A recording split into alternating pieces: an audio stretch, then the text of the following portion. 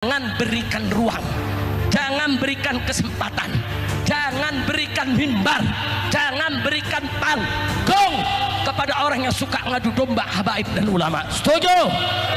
Setuju? Kalau mereka punya panggung, bubarin. Orangnya malah kabur.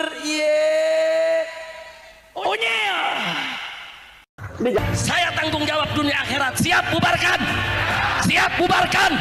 Mereka masuk kampung kita, usir. Ayo lu ketawanya belakangan. Kepada saudara Imam, tunjukkan saja surat undangan kepada saya. Kita berhadapan untuk mengadu hujah, baik itu hujah nakliyah maupun hujah akliyah, dengan tujuan bagaimana adab-adab di dalam ilmu bahas dan munadharah, tepati syarat-syarat ilmu munadharah dan ilmu mubahasahnya. Jangan sampai menantang 3 hari 3 malam tapi datang pada waktunya, datang apa kabur. Makanya banyak umat yang memberi lakop al-kabur. Nggak salah. Jadi jangan framing lagi. Ayo kita ajakkan diskusi Kiai tidak pernah datang bagaimana? Ente yang gak mau datang, cuma ente bikin framing, aneh gak mau datang, begitu yang benar. Itu di Banten, yang di Banten ya aneh itu dapat screenshot dari panitia nih, dari Rabita Alawiyah sudah mengatakan aneh gak mau datang dan aneh gak mau utus wakil, diberikan kepada saya. Ya udah, kalau nggak mau datang, nggak ngutus wakil, saya nggak mau datang. Karena di sana gimana, kita ini katanya kan udah nyari dana, banyak orang yang udah ngasih duit. Kiai kalau misalnya ini tidak terjadi kita malu, kata panitia. Ya udah, kita bikin aja tuh apa namanya humor-humoran wakil-wakil kita yang hadir di sana itu tidak mewakili Pak Alwi. Hanif Alatas itu mewakili diri sendiri dan dia menyatakan itu di dalam debat itu bahwa kami tidak mewakili Rabita. Kenapa mereka tidak berani mewakili Rabita? Karena kalau mewakili Rabita, kalau kalah nanti udah beres tuh urusan. Kemarin juga itu di Rabita Alawiyah mengadakan acara diskusi. Katanya saya diundang nggak mau datang. Kenapa itu saya nggak mau datang? Tanggal 7 September. Karena sebenarnya mereka diundang dulu oleh kita, bukan oleh kita, oleh Universitas Wali Songo. Tanggal 10 September saya diundang oleh Universitas Wali Songo tanggal 10 September dari perwakilan Rabita Alawiyah diundang. Kemudian tiba-tiba kok mereka mau mengadakan dulu tanggal 7-nya sengaja. Kenapa? Kalau saya nggak datang nanti dibikin framing alasan. Ya kata saya kalau tanggal 10 kita mau diskusi, di situ aja kita tuntasin. Ngapain saya harus diskusi sebelumnya di Rabita Alawiyah? Kan simpel, tapi mereka bikin framing dan mukibinnya seneng banget itu dikibulin kan? Iya. Dengan framing itu. Kalaulah keluarga Ba'lawi ini benar seperti yang mereka sebutkan dalam ceramah-ceramah itu, bisa nurunin rantai dari emas dari langit. Iya, emas dari langit. Bisa nurunin rantai dari emas dari atas langit gitu. Ini pasti kan sesuatu yang sangat luar biasa. Tentunya kalau misalnya terjadi tidak hanya dilihat oleh anak cucunya yang menulis itu dong. Karena kan dari langit di atas banyak yang lihat. Harusnya banyak yang lihat juga dong ulama-ulama di Tarim itu. Sedangkan di Tarim banyak sekali ulama-ulama dari keluarga Bafadal, dari keluarga Al-Khatib, dari keluarga-keluarga lainnya. Kenapa yang lainnya itu menulis kitab tapi tidak mendeteksi adanya rantai turun dari langit yang terbuat dari emas? Itu tidak ada lagi jawabannya kecuali memang berita itu palsu. Itu namanya khurafat. Itu dari ilmu sejarah tidak terverifikasi, ilmu nasab tidak terverifikasi, ilmu filsafat tidak terverifikasi, karena filsafat harus logis tadi kan, harus logis, verifikatif. Itu dalam teori ilmiah itu logis, verifikatif, masuk akal. Kalau tidak masuk akal sebuah sejarah itu tidak ilmiah namanya. Kalau tidak ilmiah itu namanya apa? Cerita saja. Al-khabar, information. Information itu al-khabar mahtamala sidqa wal kadhiba, sesuatu yang mungkin saja benar, mungkin saja salah. Bagaimana kita untuk mengetahui dia salah dan benar? Ya tidak ada lagi kecuali diverifikasi. Lamun wis surah istifadah ya wis sah. Sekarang kan sudah surah istifadah. Surah istifadah itu artinya populer, sampun viral. Wis viral para habibiki turunan nabi kan. Itu sudah katanya, kata Hanifah Latas. Kalau sudah surah istifadah ya sudah katanya. Harus diterima sebagai turun nabi. Tidak bisa bos. Pembodohan. Tidak bisa. Surah istifadah itu dalam ilmu nasab itu ada definisinya, ada syarat-syaratnya. Kata Ibnu Hajar Al-Asqalani mengatakan, innan nasaba mimma yasbutu bil istifadati illa ayyasbuta ma yukhalifu. Nasab itu memang termasuk sesuatu yang bisa untuk ditetapkan dengan popularitas. Cukup populer saja bahwa Kiai Suparman anaknya Kiai Ahmad. Udah didengar di tengah masyarakat begitu ya sudah. Gak usah diteliti-teliti siapa dukun yang menyaksikan lahirnya Kiai Suparman dari istrinya Kiai Ahmad. Gak usah begitu. Tapi apabila sudah nyata ada bukti yang membantah, misal ternyata Kiai Suparman dari Kiai Ahmad ini hanyalah anak angkat, maka surah istifadah itu batal. Dalam kaidah ilmu nasab, idza wujidatir rif'atu batalatil istifadatu.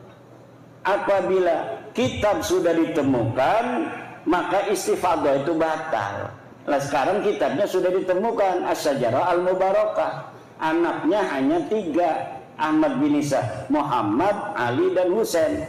Teu aya putra anu ngaranna Ubed, teu aya putra anu ngaranna Ubedillah, teu aya putra anu ngaranna Abdullah. Nah kalau sudah begini berarti surah istifadah itu batal.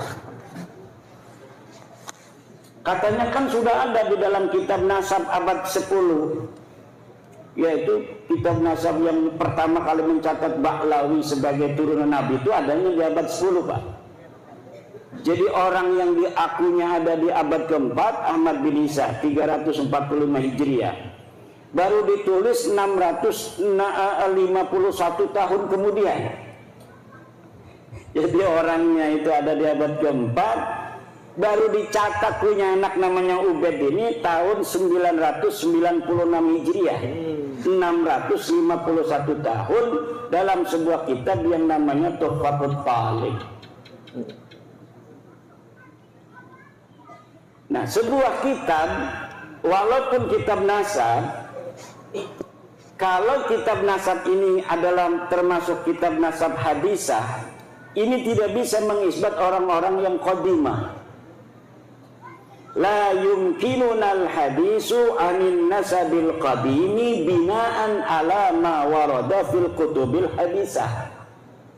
Kata ahli nasab itu dalam kitab Usulu Ilmil Ansab, bahwa la yumkinunal hadis, kita tidak mungkin berbicara anin nasabil qadim, tentang nasab yang sudah jauh di abad keempat, binaan berdasarkan alama warada fil kutubil hadisah, dengan berdasarkan kitab-kitab yang ada di tahun-tahun yang baru seperti 900 Hijriah, abad 9 Hijriah. Tidak bisa. Kata Hanifah Latas kitabnya ada 140 kitab. Kitab apa itu? Kitab sejarah atau kitab tasawuf. Kitab nasabnya cuma Tuhfatul Talib, kemudian Tuhfatul Azhar, dan kitab Syamsul Zahirah. Itu pun ditulis oleh mereka sendiri, Syamsul Zahirah. Sedangkan kitab itu mulai adanya sejak abad ke-10 sampai sekarang. Abad 9 sampai abad di mana Ahmad bin Isa itu ada, tidak ada yang menyebutkan Ahmad bin Isa punya anak namanya Ubed. Maka ini secara ilmu nasab batilun maudu'un mardudun munqati'un. Secara ilmu DNA orang seluruh Indonesia, seluruh dunia ini Pak, sejak 2010 sudah diambil sampelnya oleh sebuah badan dari dunia yang ingin mengetahui ikatan hubungan antara satu suku dengan suku lainnya. Orang Arab sudah ditentukan haplogrupnya J1, orang Indonesia asli O. Nah, sedangkan Ba'lawi ini ngaku turunan Nabi, ketika dites DNA ternyata DNA-nya bukan J1 tapi G. G ini orang mana? Orang Turki, orang Georgia, Kaukasus dan sekitarnya. Itulah orang-orang dengan haplogrup G. Kok adanya di Yaman? Mereka hijrah abad ke-6 Hijriah. Jadi tahun 500-an baru hijrah. Kok ngakunya dia punya buku mengatakan hijrah kakeknya itu abad ke-4 Hijriah. Ini sama sekali bohong. Dia mengatakan bahwa Ahmad bin Isa hijrah dari Basrah ke Hadramaut. Tidak ada. Ahmad bin Isa itu orang Madinah dan dia tetap ada di Madinah. Dia tidak pernah hijrah ke Basrah. Yang hijrah ke Basrah itu Ahmad bin Isa bin Zaid. Makamnya ada di Basrah sekarang, di Najaf. Ahmad bin Isa bin Zaid. Kalau Ahmad bin Isa bin Muhammad An-Naqib bin Ali Al-Uraidi bin Ja'far As-Sadiq, dia orang Madinah dan ada di Madinah.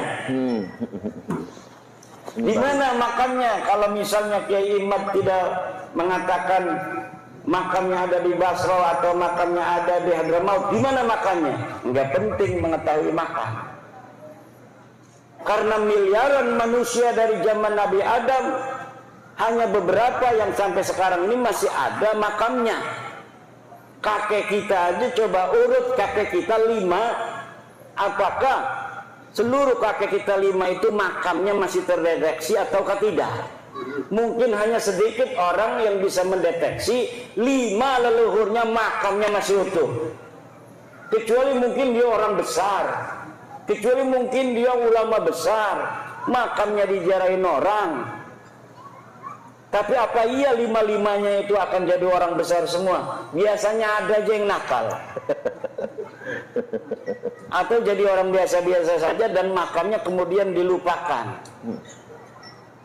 Jadi tidak penting ketika kita sudah mengetahui bahwa Ahmad bin Isa itu tidak hijrah ke Hadramaut, lalu katanya kalau makamnya itu bukan di Hadramaut, makamnya ada di mana? Sekarang ini kan makamnya dijarahin orang tuh. Jarahin katanya makam Ahmad bin Isa. Bagaimana orang yang tidak hijrah ke Hadramaut makamnya aja di Hadramaut lalu dijarah-jarahin? Ini sebagai bukti arkeologis. Ini buktinya bahwa Ahmad bin Isa itu ada. Apa buktinya? Makamnya ada. Lah kita bisa bikin makam sekarang kan? Contohnya sekarang banyak makam palsu, betul nggak? Betul. Orang yang masa lalunya tidak ada, makamnya sekarang dibikin. Makamnya dibikin bagus lagi, dikasih kubah. Di Pemalang kemarin ketahuan tuh bin Yahya dibongkar sama masyarakat Pemalang gara-gara bab nasab ini. Dulunya mereka ikut berziarah sampai nangis-nangis ziarahnya. Allah ya Allah. Sekarang dia yang bongkar sendiri. Tapi kita ingin mengatakan bahwa kalau kita umat Islam ini cinta pada Rasul dan wajib menjaga keturunan Rasulullah. Nasab-nasabnya yang orang mengaku turun Rasulullah itu harus asli. Kenapa? Ada kaitan antara pengakuan orang yang mengaku keturunan Nabi dengan masalah-masalah teologi. Kan kita ahli sunnah wal jamaah. Dalam ahli sunnah wal jamaah kita wajib mencintai ahlu bait. Ahlu bait itu tadi, la as'alukum alaihi ajra illal mawaddata fil qurbah. Siapa itu? Kata Ibnu Abbas, Rasulullah pernah mengatakan yang dimaksud al-qurba itu pertama adalah Aliun wa Fatimatu wa waladahuma, Ali, Fatimah dan dua anaknya. Selain ahli bait yang 5 ini termasuk baginda Nabi, keturunannya pun dalam tradisi, bukan dalam ajaran, dalam tradisi Ahlussunnah wal Jamaah ini mendapatkan tempat. Kenapa saya bilang itu dalam tradisi bukan dalam ajaran? Karena tidak ada satu dalil pun yang kuat yang menyatakan kewajiban kita untuk mencintai keturunan Nabi, itu tidak ada. Kalau mencintai ahli bait ini yang tadi itu Fatimah, Ali, siapa, Hasan, Husain, itu ada dalilnya tadi. Pertanyaan dari Ibnu Abbas, wa man qarabatukal ladina wajabat alaina mahabbatuhum, siapa kerabatmu ya Rasulullah yang wajib kami cintai? Kan wajib tuh, itu dilalatan sorihatan, wajib mencintai mereka. Siapa? Dijawab oleh Nabi, Aliun wa Fatimatu wa waladahuma, Ali, Fatimah dan dua anaknya. Kalau keturunannya tidak ada dalil yang sharih yang menyatakan bahwa kita wajib sebagai umat Islam untuk mencintai turunan Nabi, tidak ada. Tapi walaupun tidak ada, di dalam tradisi kita memiliki perhatian khusus, kecenderungan khusus untuk mencintai keturunan Nabi. Akhirnya kecenderungan mencintai keturunan Nabi ini dimanfaatkan oleh orang-orang yang mengaku keturunan Nabi.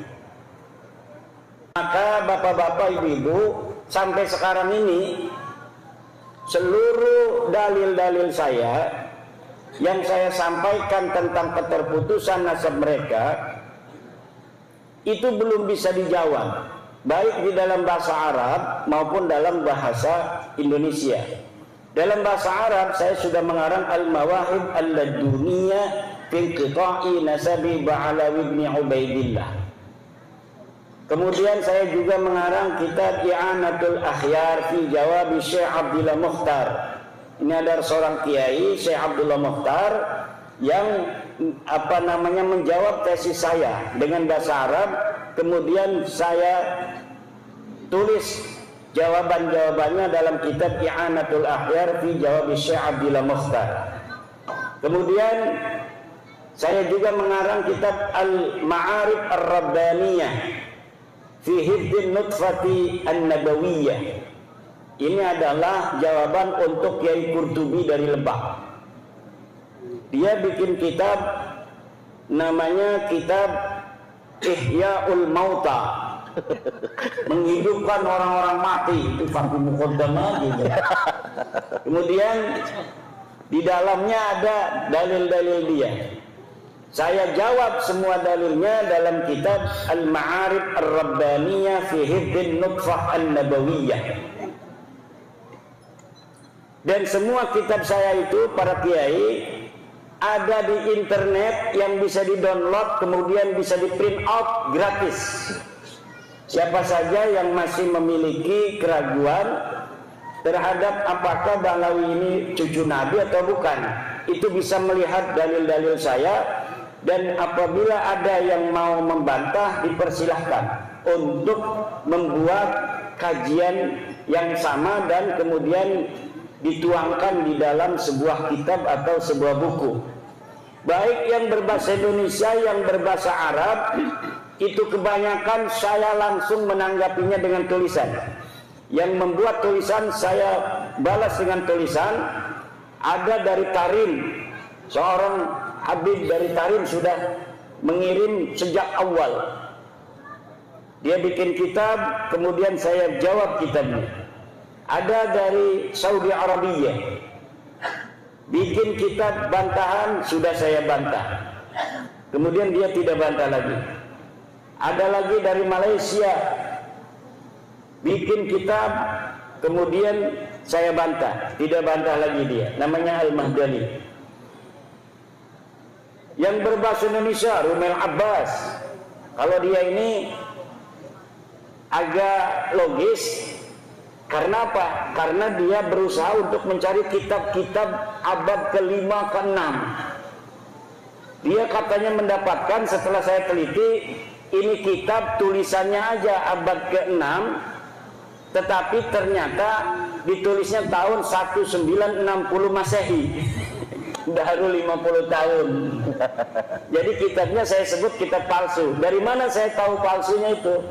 Ya, ada metodologinya kita untuk mengetahui sebuah manuskrip itu asli atau tidak.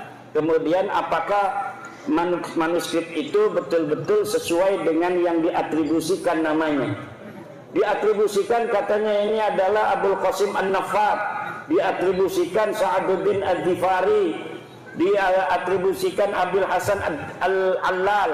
Ternyata semuanya palsu.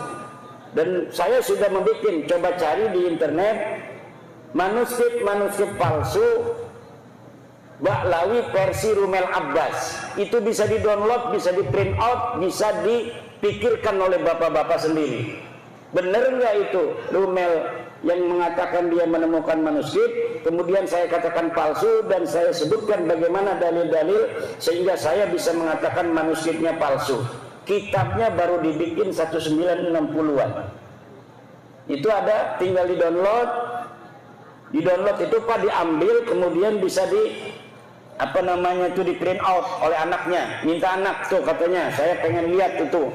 Bener enggak Rumel Abbas itu manuskripnya palsu? Coba downloadin, nanti Bapak akan melihat bagaimana bentuk manuskripnya, bagaimana jawaban saya. Dari situ bisa menilai mana yang benar, mana yang salah. Kemarin Hanif Alatas bikin buku berjumlah 500 halaman. Di dalamnya apakah itu sudah menjawab? Tidak. Kenapa? Karena ternyata di dalamnya buku Hanif Alatas sama dengan apa yang disampaikan oleh Rumel Abbas.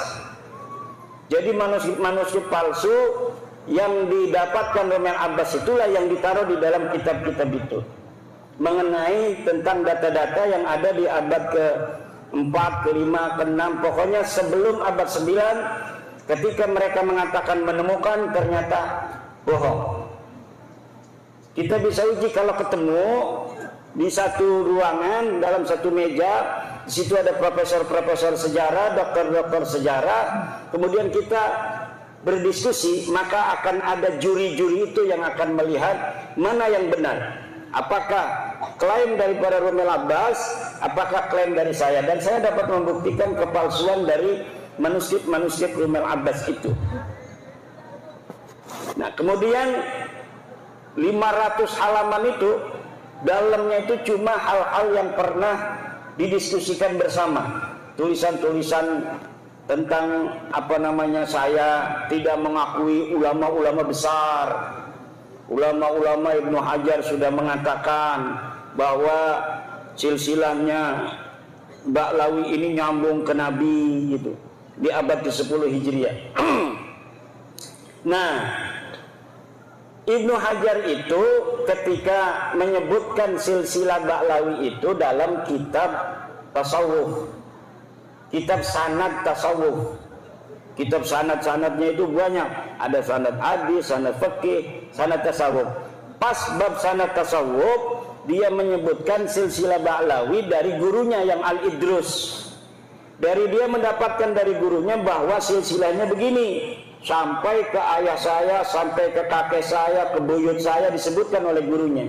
Menyebutkan silsilah seperti silsilah di abad 9 itu, yang nyontoh dari abad 9 dari Ali As-Sakran itu. Nah, di dalam ilmu nasab di dalam ilmu nasab ini bukan punya saya ya, coba nyari yang baru. Di dalam ilmu nasab ada sebuah kaidah bahwa la yu'khadu hadzal ilmu ayin nasabu illa an maraji'ihi wa masadirihi. Tidak bisa diambil ilmu ini, yaitu ilmu nasab, kecuali dari sumbernya, yaitu kitab nasab. Sedangkan Ibnu Hajar itu ketika menyampaikan silsilah Ba'lawi itu bukan kitab nasab tapi kitab tasawuf. Itu secara ringkasnya aja. Nanti kita kembangkan di dalam jawaban-jawaban pertanyaan. Terima kasih. Ini kode itu serak saya. Terima kasih. Dengan sedianya di kode Yai Imad serak ya. Agar kita langsung masuk sesi kedua. Monggo diminum dulu. Iya. Duduknya dicobain dulu. Halo. Buat santri walaupun ngantuk tahanin ya. Enggak, ini santri Rahmatul Ummah dan juga ada santri Fatihul Buldan ya. Lihat dari seragam itu santri Fatihul Buldan sama Rahmatul Ummah. Mudah-mudahan santri kita nanti ada yang pinternya kayak Yai Imam juga. Amin.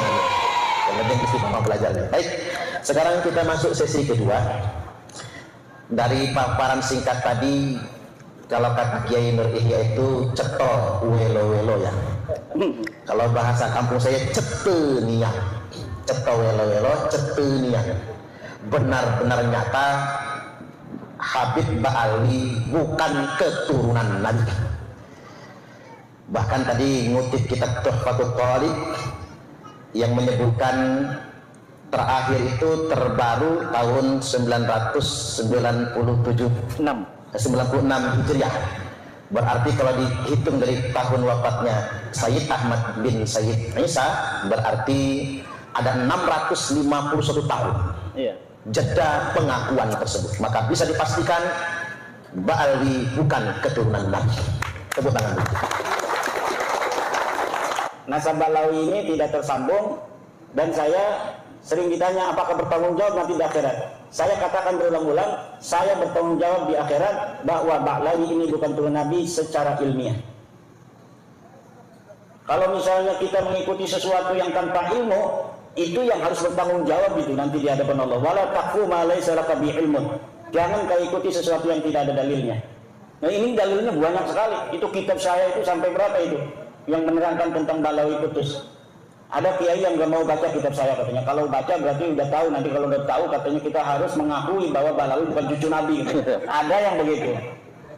Makanya dia gak mau baca katanya kitab saya itu. Kalau yang tidak bisa baca kitab bahasa Arab, baca bahasa Indonesianya. Banyak bahasa Indonesianya. Saya mengarang pertama menangkal kesahihan nasab Habib di Indonesia. Kemudian terputusnya nasab Habib di Indonesia kepada Nabi besar Muhammad SAW. Kemudian saya juga menulis tentang buku membongkar skandal ilmiah nasab dan sejarah Ba'alawi. Saya juga menulis buku kronik perjalanan ilmiah Imaduddin Usman. Terakhir nanti saya akan mencetak buku jawaban terhadap buku 500 halaman Hanif Alatas. Ini mungkin dalam beberapa waktu lagi akan segera terbit. Subhanallah. Itu sudah hampir 700 halaman. Subhanallah. Cuma kemudian terganggu oleh Kiai Suparman ini yang undang-undang begini yang sama Kiai Ageng. Saya udah 2 bulan tidak kemana-mana. Saya gunakan untuk menulis itu.